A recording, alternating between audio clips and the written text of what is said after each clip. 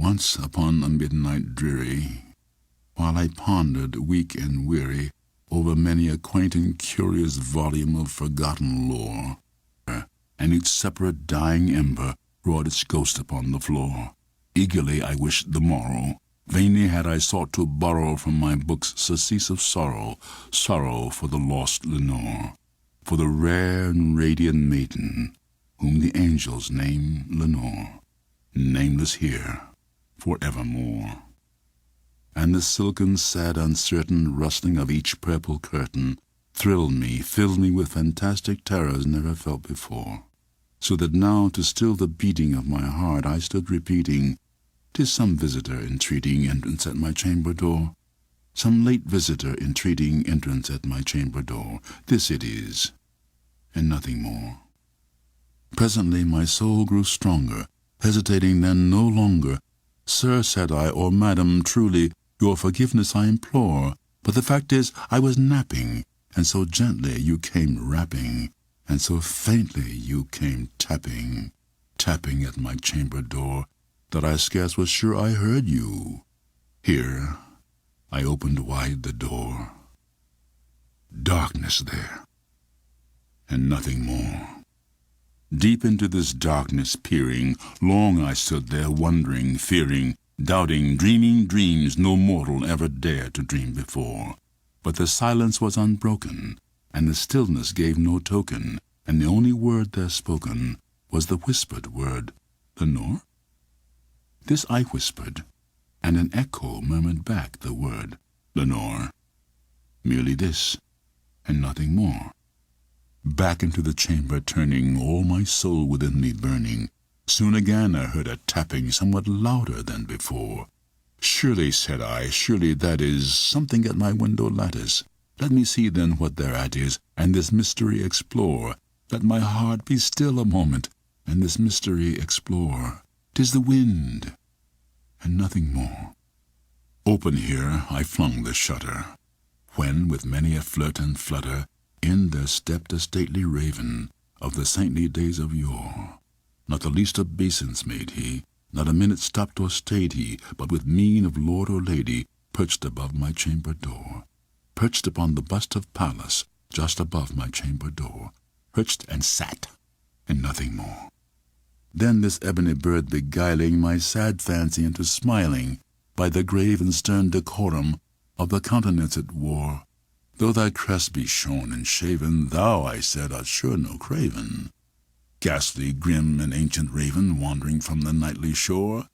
Tell me what thy lordly name is on the night's Plutonian shore." Quoth the raven, "Nevermore." Much I marveled this ungainly fowl to hear discourse so plainly, though its answer little meaning, little relevancy bore. For we cannot help agreeing that no living human being ever yet was blessed with seeing bird above his chamber door, bird or beast upon the sculptured bust above his chamber door, with such a name as Nevermore. But the raven sitting lonely on the placid bust spoke only that one word, as if his soul in that one word he did outpour. Nothing further than he uttered, not a feather than he fluttered, till I scarcely more than muttered, "Other friends have flown before. On the morrow he will leave me, as my hopes have flown before." Then the bird said, "Nevermore."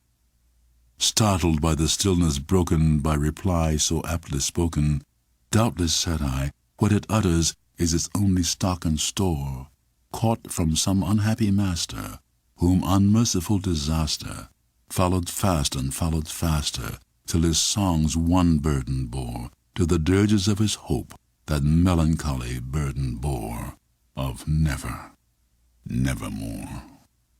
But the raven still beguiling my sad fancy into smiling, straight I wheel a cushioned seat in front of bird and bust and door. Then upon the velvet sinking, I betook myself to linking fancy unto fancy, thinking what this ominous bird of yore, what this grim, ungainly, ghastly, gaunt, and ominous bird of yore meant in croaking nevermore. This I sat engaged in guessing, but no syllable expressing, to the fowl whose fiery eyes now burned into my bosom's core. This and more I sat divining, with my head at ease reclining on the cushion's velvet lining, that the lamplight gloated o'er, but whose velvet violet lining with the lamplight gloating o'er she shall press, nevermore. Then methought the air grew denser, perfumed from some unseen censer, swung by seraphim whose footfalls tinkled on the tufted floor. Wretch, I cried, thy God hath lent thee, by these angels he hath sent thee, respite and nepenthe from thy memories of Lenore. Quaff, oh quaff this kind nepenthe, and forget this lost Lenore. Quoth the Raven, nevermore. Prophet, said I, thing of evil, prophet still if bird or devil, whether tempter sent or whether tempest tossed thee here or shore. Desolate yet all undaunted on this desert land enchanted, on this home by horror haunted, tell me truly, I implore, is there balm in Gilead? Tell me, I implore. Quoth the Raven, nevermore. Prophet, said I, thing of evil, prophet still if bird or devil, by that heaven that bends above us, by that God we both adore, tell this soul with sorrow laden, if within the distant Aidenn it shall clasp a sainted maiden, whom the angels name Lenore, clasp a rare and radiant maiden, whom the angels name Lenore. Quoth the Raven, nevermore. Be that word our sign of parting, bird or fiend, I shrieked upstarting. Get thee back into the tempest and the night's Plutonian shore. Leave no black plume as a token of that lie thy soul hath spoken. Leave my loneliness unbroken. Quit the bust above my door. Take thy beak from out my heart, and take thy form from off my door. Quoth the Raven, nevermore. And the Raven, never flitting, still is sitting on the pallid bust of Pallas just above my chamber door, and his eyes have all the seeming of a demon's that is dreaming, and the lamplight o'er him streaming throws his shadow on the floor, and my soul from out that shadow that lies floating on the floor shall be lifted nevermore.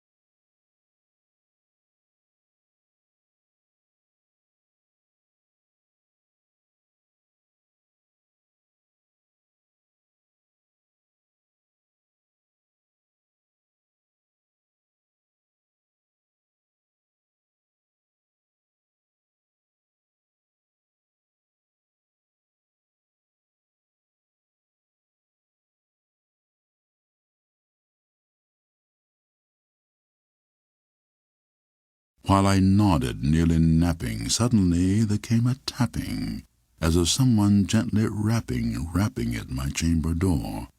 "'Tis some visitor," I muttered, "tapping at my chamber door. Only this, and nothing more." Ah, distinctly I remember, it was in the bleak December.